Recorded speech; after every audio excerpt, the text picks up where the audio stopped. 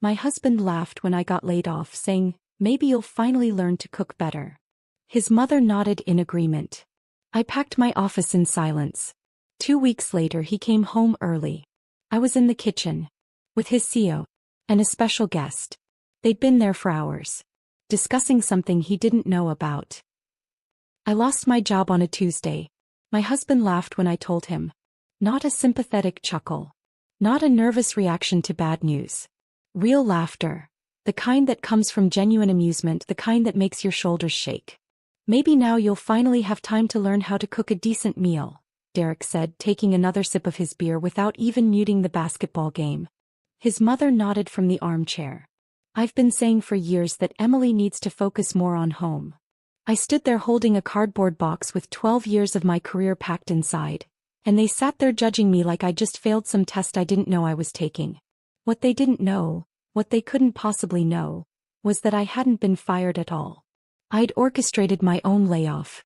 For 6 months, I'd been secretly building a federal case against Meridian Financial, documenting fraud that would send executives to prison. My CEO's signature was on falsified reports. Pension funds had been embezzled. Offshore accounts hid millions in stolen money. And my husband, his company was right in the middle of it. His signature was on dozens of documents that would soon become evidence. But as I stood there listening to him mock me, watching his mother agree that I'd failed, I realized something. They had no idea who I actually was. And in 2 weeks, when the FBI showed up at our dining room table, they were going to find out. The meeting that morning had been perfectly staged. Margaret Chin, the HR director, sat across from me in the sterile conference room on the 14th floor. She'd rehearsed her lines: restructuring, market volatility, difficult decisions. Her eye contact was practiced. 3 seconds of connection, then a glance at the papers, then back up. Just human enough to avoid a lawsuit.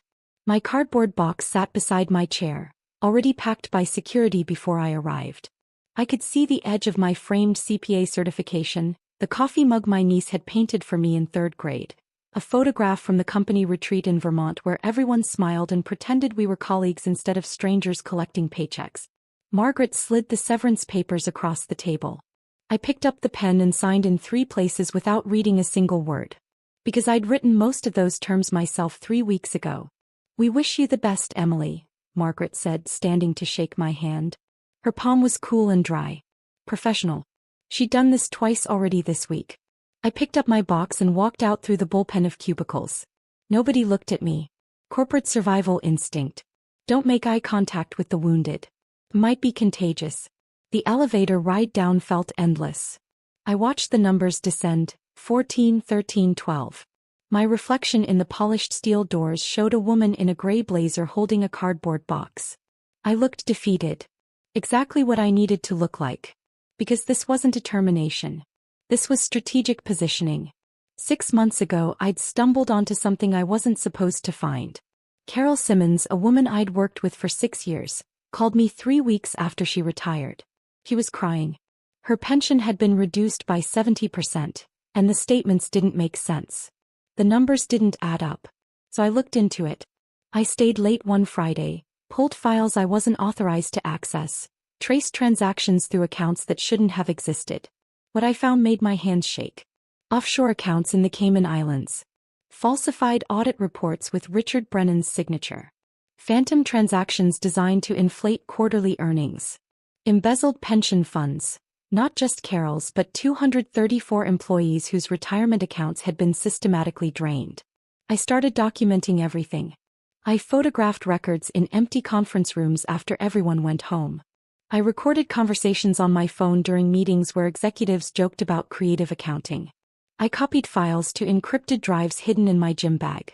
For 6 months, I built a federal case while pretending everything was normal.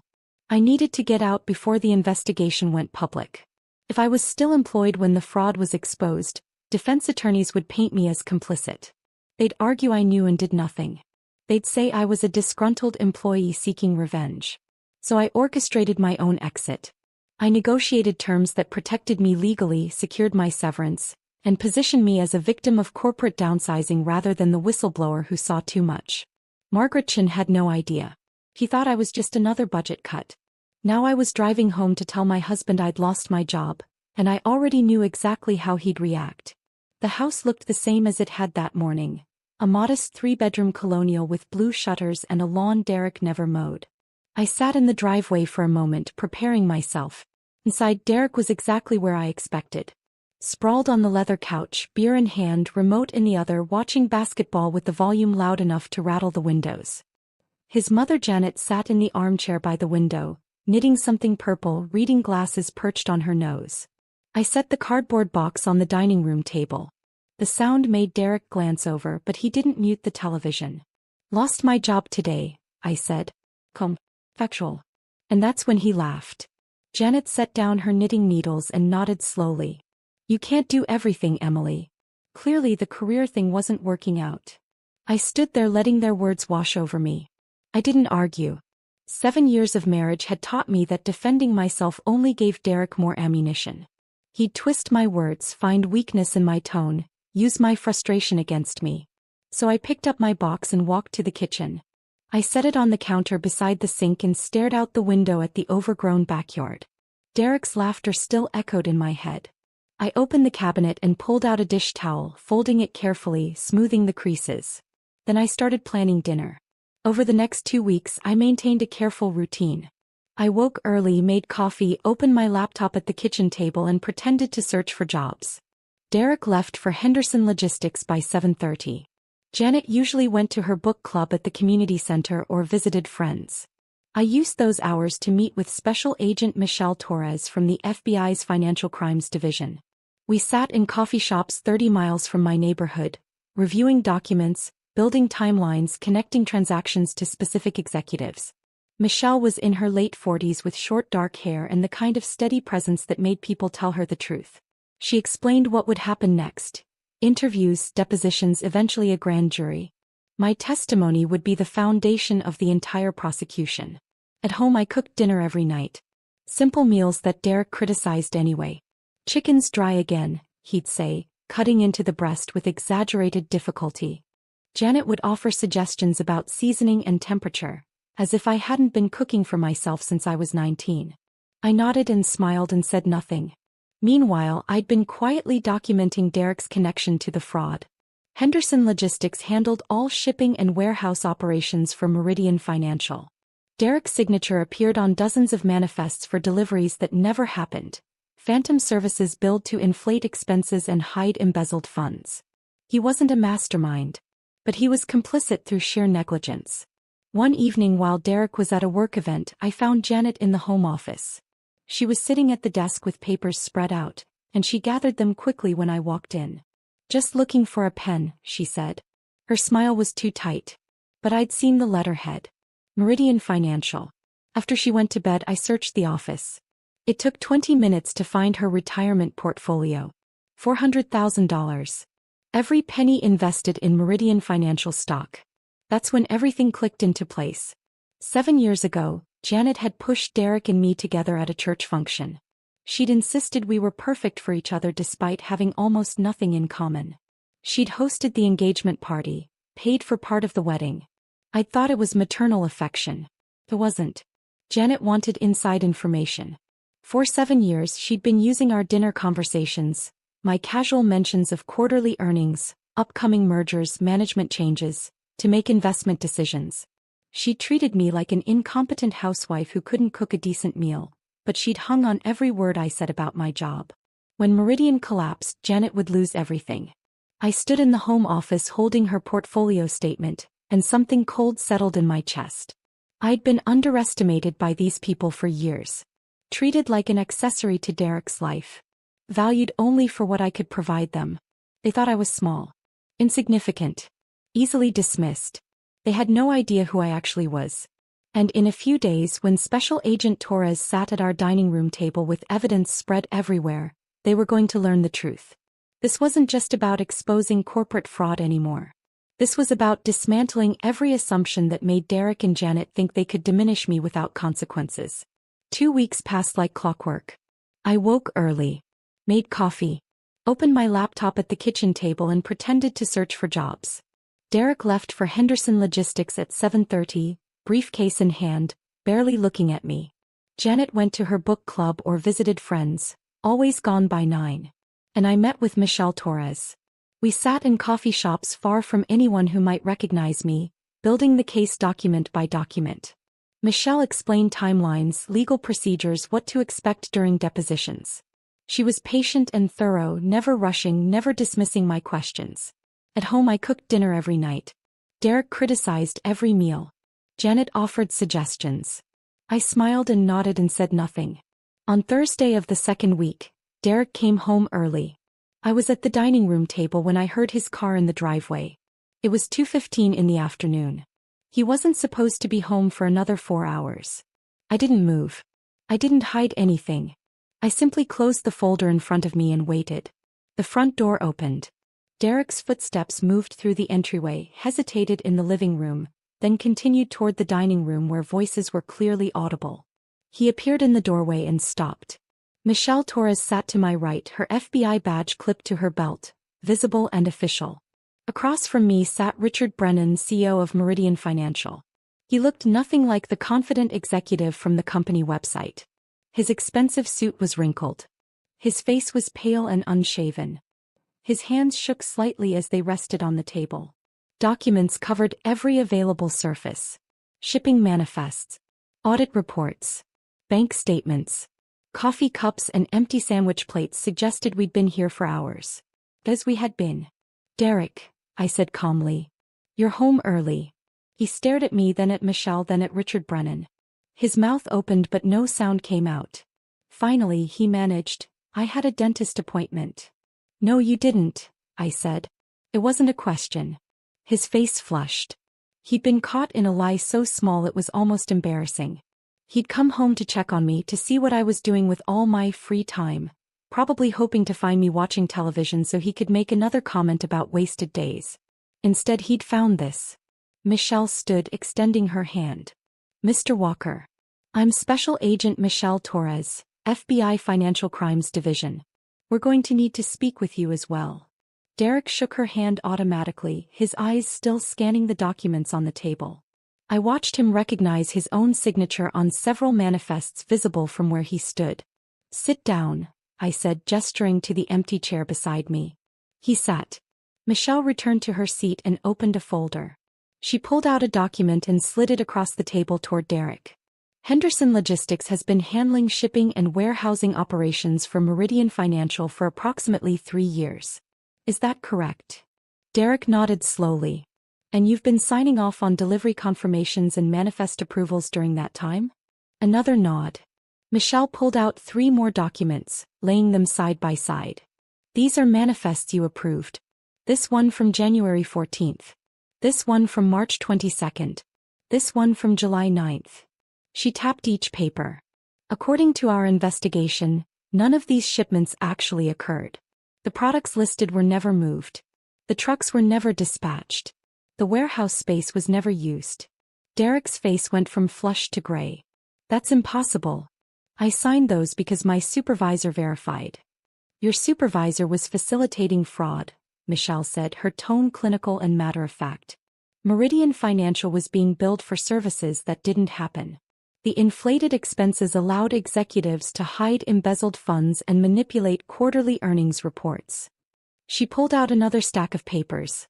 Your signature appears on 47 documents currently classified as evidence in a federal investigation. The silence that followed was absolute. Derek looked at me. I met his eyes without expression. Did you know about this? He asked. I'm the one who discovered it, I said quietly. He blinked. You knew? And you didn't tell me? Why would I tell you?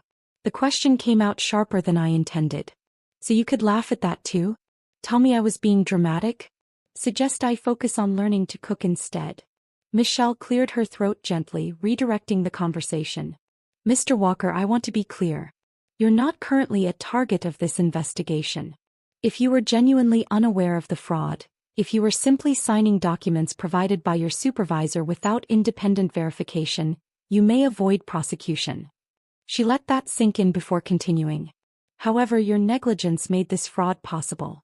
We'll need your full cooperation. Statements, testimony, records of communications with your supervisor and Meridian executives.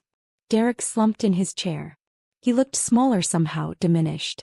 Richard Brennan had been silent throughout this exchange, staring at his hands folded on the table. Now he finally spoke, his voice hoarse and strained. "Emily." He looked up at me. "Please." I waited. "The FBI has enough evidence to prosecute. I know that. My attorneys have made that very clear." He swallowed hard. "But your testimony will determine the severity of the charges. If you tell them this was systematic, deliberate, that we knew exactly what we were doing, we're looking at 25 years. He paused, his hands trembling. "I have 3 kids in college. My wife had nothing to do with any of this. My parents are in their 80s. They depend on me." "You should have thought about that before," I said. I know. His voice cracked. "I'm not asking you to lie. I would never ask that. I'm just asking, if there's any mercy you can show, any way you can frame this as mismanagement instead of." I opened my laptop and turned the screen toward him. It was a pension fund report from 2019. 234 names listed in neat rows. Next to each name, a dollar amount showing what had been taken. "Carol Simmons," I said, pointing to a name halfway down the list. "She worked in accounts payable for 28 years. Retired in 2019. Her pension was reduced by 70% because you and your executives stole her retirement to cover your embezzlement." I scrolled down. "Michael Patterson. Warehouse supervisor. 32 years. Thomas Chin. IT manager. 19 years. Sarah Jennings. Administrative assistant.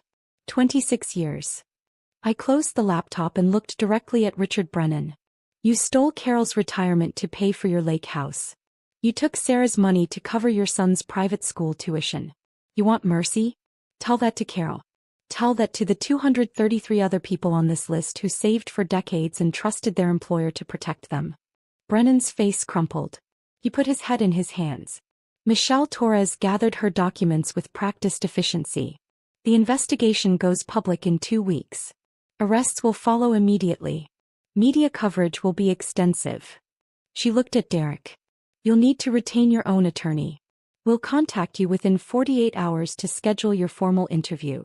She stood and Richard Brennan stood with her, moving like a man walking to his own execution. I remained seated. After they left, Derek and I sat in silence. The documents were still spread across the table. Evidence of fraud. Evidence of his negligence. Evidence of my months of secret investigation. "How long have you known?" he finally asked. 6 months. "And you didn't tell me?" "No." "Why not?" I looked at him, really looked at him, and saw a man I'd spent 7 years trying to please. A man who dismissed my work, criticized my cooking, laughed when I lost my job. A man who never once asked what I was thinking, what I was feeling, what I was carrying. "Because you never would have believed me," I said simply. The front door opened. Janet's voice called out, bright and chattering, something about her friend's grandson's wedding. She walked into the dining room still talking, then stopped when she saw our faces. "What's wrong?" she asked, her smile fading. Derek turned to his mother. His voice was flat, drained of emotion. "How much money do you have in Meridian Financial stock?" Janet's face went pale. The color drained so quickly I thought she might faint. "What?" she whispered. "Your retirement portfolio," Derek said slowly. "How much is invested in Meridian?" She looked at me, then back at Derek, then down at the documents spread across the table. "All of it," she said quietly. I stood, picked up my laptop and walked upstairs. I was done explaining myself to these people. I closed the bedroom door behind me and stood in the silence. Downstairs I could hear Derek's voice, low and tense, talking to his mother. I couldn't make out the words, but I didn't need to. Janet had just admitted her entire retirement was invested in Meridian Financial stock. Stock that would be worthless within 2 weeks. I sat on the edge of the bed and opened my laptop. Michelle Torres had sent an email an hour ago with the timeline. The investigation would go public on Tuesday morning. Arrests would follow immediately. I had 4 days. 4 days before everything I'd been building for 6 months became national news. I didn't sleep that night. I lay in bed listening to Derek pace downstairs until after midnight. Janet's crying came in waves through the guest room wall. Neither of them came to talk to me. Neither of them knocked on my door to ask questions or demand explanations. They already knew I wouldn't give them what they wanted. Tuesday morning arrived with gray skies and steady rain. I was in the kitchen making coffee when my phone started buzzing. Text messages. News alerts. My younger sister calling from Ohio. I ignored all of it and turned on the television. The headlines scrolled across the bottom of the screen. Meridian financial executives arrested in multi-million-dollar fraud scheme. The news anchor's voice was measured and professional. 6 executives arrested at dawn. Charges including fraud, embezzlement, falsifying financial documents. An investigation spanning 18 months. A whistleblower, unnamed, referred to only as a senior accountant who alerted federal authorities, had provided crucial evidence. My phone rang again. This time it was Michelle Torres. "You're going to get calls," she said without preamble. "Reporters mostly. Don't answer. Don't make statements.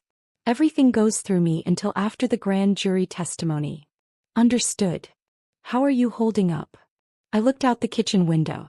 The rain was getting heavier. "I'm fine. Emily." Her tone softened slightly. "This is going to get harder before it gets easier." He was right. By noon, 3 news vans were parked on our street. Reporters knocked on the door. My neighbors figured out the connection within hours. Former Meridian financial employee, husband works at Henderson Logistics, the same company implicated in the shipping fraud. Derek's phone didn't stop ringing. His supervisor called him in for a meeting. He left at 1 o'clock, his face pale, and didn't come back until after 5. When he walked in, he looked a decade older. His shoulders sagged. His tie was loosened. He stood in the entryway for a long moment before finally speaking. "They suspended me," he said, "pending their internal investigation. If they determine I was involved, even unknowingly, I'm terminated." I nodded from where I sat at the kitchen table. "They said I might face civil liability." His voice cracked slightly. "For negligence." "You might," I agreed quietly. He stared at me. "You knew this would happen." "Yes." "And you didn't warn me." "No." Upstairs, Janet was still on the phone with her financial advisor. I could hear her voice, high and desperate, asking if there was anything that could be saved. The answer clearly was no. The reporters stayed for 3 days. Our neighbors talked to them. The story shifted angles. Whistleblower's husband worked for implicated company. Derek's LinkedIn profile was screenshot and shared across social media. His Facebook filled with comments from people he went to high school with, former coworkers, distant acquaintances. Everyone had an opinion about whether he knew, whether he should have known, whether he was complicit or simply stupid. He stopped leaving the house. 6 weeks later, I testified before a grand jury. Michelle Torres prepared me carefully. We spent days going over documents, practicing testimony, anticipating questions. She taught me how to remain composed under pressure, how to answer without embellishing, how to let the evidence speak for itself. The testimony lasted 3 days. I sat in a windowless room and walked 12 strangers through 6 months of investigation.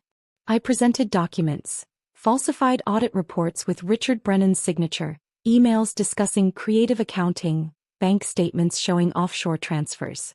I explained transactions in plain language, connecting dots that seemed separate until you understood the pattern. On the second day, defense attorneys tried to shake me.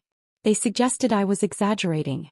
They implied I was motivated by revenge after being laid off, that I'd manufactured evidence because I was bitter about losing my job. I remained calm. I presented my employment record. 12 years at Meridian Financial. Excellent performance reviews every year. 2 promotions. 3 awards for accuracy and diligence.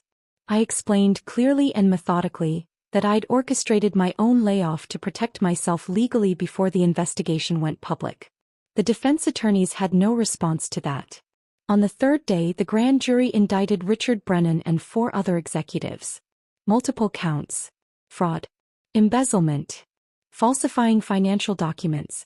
The prosecutor told me later that my testimony was the foundation of their entire case.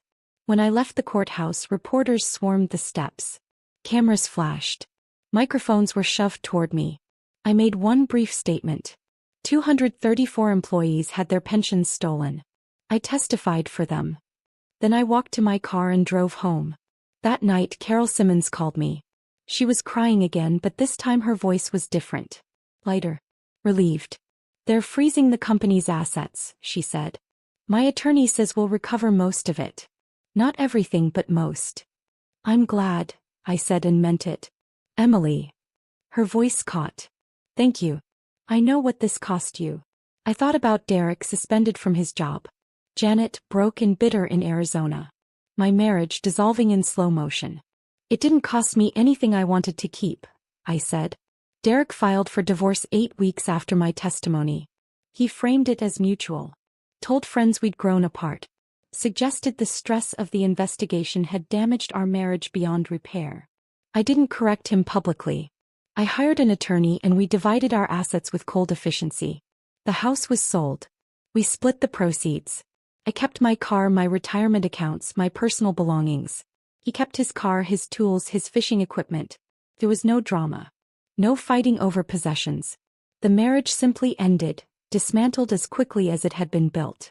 Janet moved to Arizona to live with her sister. She never apologized, not for the years of criticism, not for using me for investment tips, not for diminishing me at every opportunity. She just left. I watched them both go and felt only relief, like setting down weight I'd been carrying so long I'd forgotten what it felt like to stand up straight. 3 months after the divorce was finalized, I ran into Derek at a grocery store. He was with someone new. A woman younger than me who laughed too loud at something he said. He saw me in the produce section and looked away quickly, embarrassed. I realized I felt nothing. No anger. No hurt. No vindication. He was just a stranger now. Someone I used to know. A year after testifying, I rebuilt my career as a forensic accountant. Law firms hired me to examine financial records in civil cases. The FBI consulted with me on investigations. I traveled frequently, worked long hours that felt purposeful instead of draining. I was good at this work. Finding patterns in numbers. Seeing connections others missed. Following money trails that led to truth. 6 Meridian executives went to prison. Sentences ranged from 8 to 18 years. Richard Brennan got 15. His wife divorced him. His children changed their last name. Victims recovered 83 cents on every dollar stolen. Not perfect but substantial. Some of them sent letters thanking me. I kept those letters in a folder on my desk. On difficult days I read them to remember why it mattered. I bought a small condo near the city. 1 bedroom. Hardwood floors. Kitchen I actually enjoyed cooking in. I invited Carol Simmons for dinner one evening. We laughed about the terrible office coffee at Meridian, about Margaret Chen's rehearsed termination speeches, about how we'd both survived something we never should have had to face. Sitting across from her in my own space, eating food I'd cooked without criticism, I realized something. I was happy. Not the performative happiness I'd faked during my marriage. Not the careful smile I'd worn for 7 years while being made smaller every single day. Genuine contentment. I was never the problem. I was never too ambitious, too difficult, too much. I was simply surrounded by people determined to diminish me so they could feel bigger. Now I was surrounded by space. Room to grow. Room to breathe. Room to become whoever I wanted to be. My greatest strength was never cooking or pleasing others. It was seeing truth others refused to acknowledge and having the courage to expose it. And that strength didn't save me. I saved myself. If this story of justice and truth had you captivated from start to finish, hit that like button right now. My favorite part was when Emily closed that folder and calmly said, "Derek, you're home early," with the FBI sitting right there. What was your favorite moment? Drop it in the comments below. Don't miss more powerful stories like this. Subscribe and hit that notification bell so you never miss an upload.